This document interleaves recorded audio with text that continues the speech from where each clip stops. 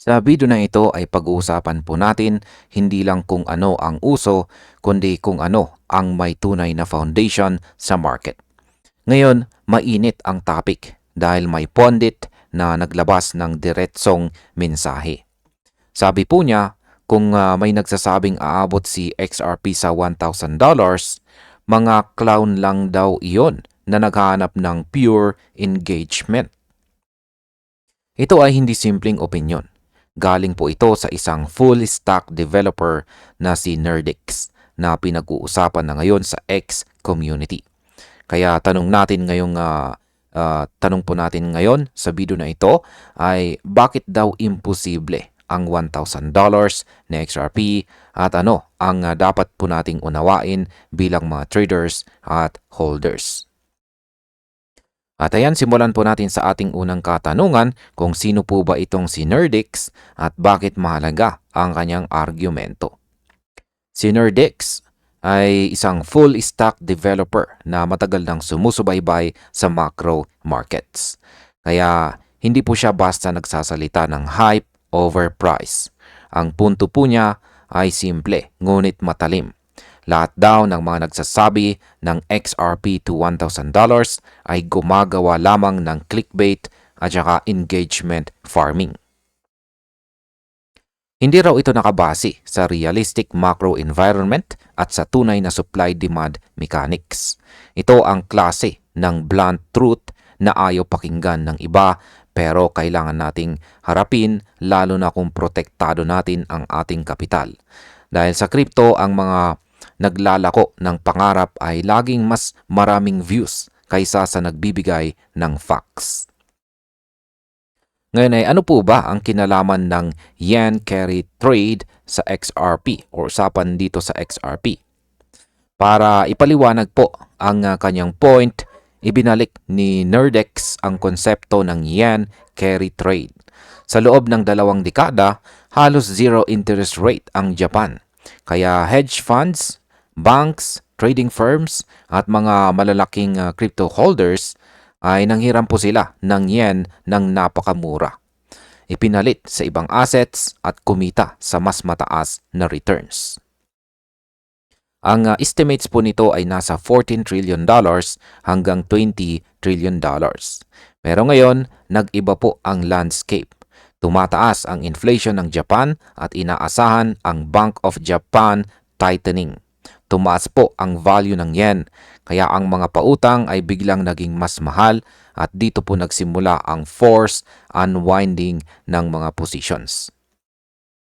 Ngayon ay paano naman po naging domino effect ang global unwinds sa crypto market?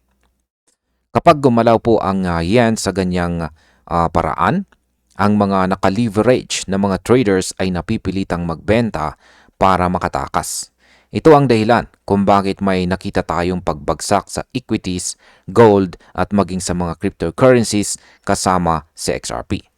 Hindi ito emotional sell-off. Ito ay macro pressure na dumidikta sa liquidity flows. Dahil kapag mahal po ang mag-maintain ng borrowed capital, ang unang tinatamaan ay speculative assets. Kaya sa panahon na ganito, ang mga pangakong XRP to $1,000 ay parang hindi alam ang market realities. Para itong pangarap na walang fuel or gasolina sa gitna ng liquidity tightening scenario. Ano naman ang mathematical reality sa $1,000 XRP? Diretso pong sinabi ni Nerdex na para umabot si XRP sa $1,000, kailangan niya ng market valuation sa tens of trillions of dollars. Hindi ito achievable sa isang cycle, lalo na sa panahon na papasikip ang monetary policy ng mundo. Hindi ito tulad ng mga meme tokens na mabilis umakyat.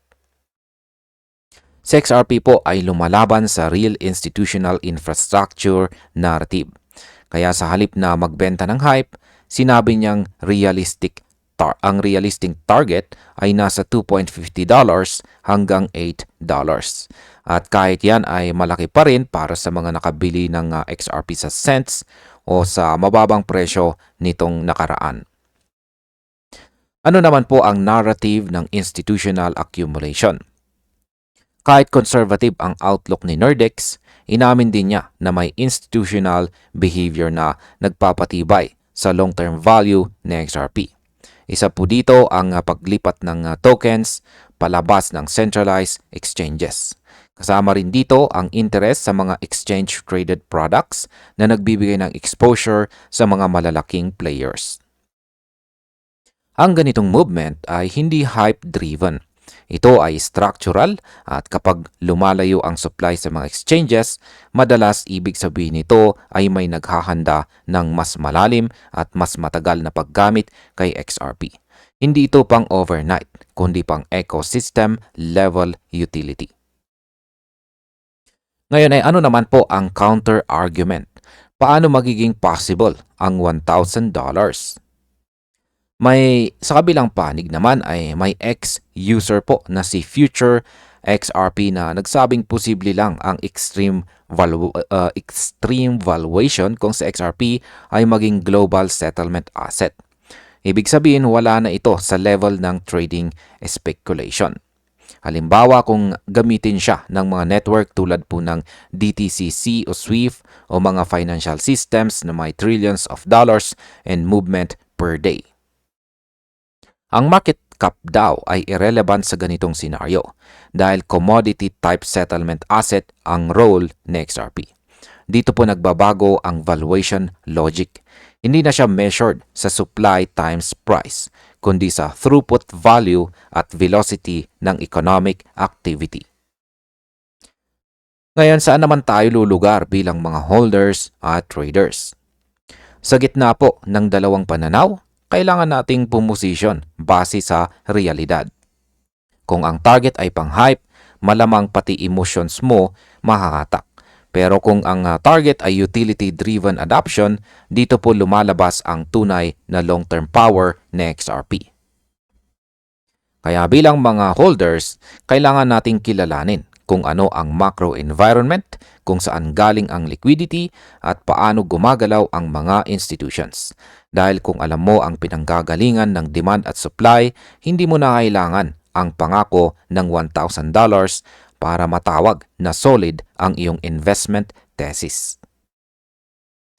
At bilang panghuli ay ano naman ang aking masasabi tungkol dito? Ang hype ay madaling ibenta, pero ang economics ay hindi natitinag sa dami ng likes o retweets. Kung may magsabi na $1,000 si XRP bukas o sa isang cycle lang, tandaan natin ang sinabi ni Nordex. Math wins every time. Ngunit hindi rin natin dapat maliitin ang posibilidad ng malalaking institutional integrations dahil ito ang nagbabago ng mga narrative ng token tulad ni XRP. Kaya panatilihin nating grounded ang ating expectations pero bukas sa long-term transformation dahil ang tunay na investors ay hindi nabubulag sa ingay. At ayan hanggang dito na lamang po tayo sa video na ito mga ka-crypto. Maraming salamat sa panonood.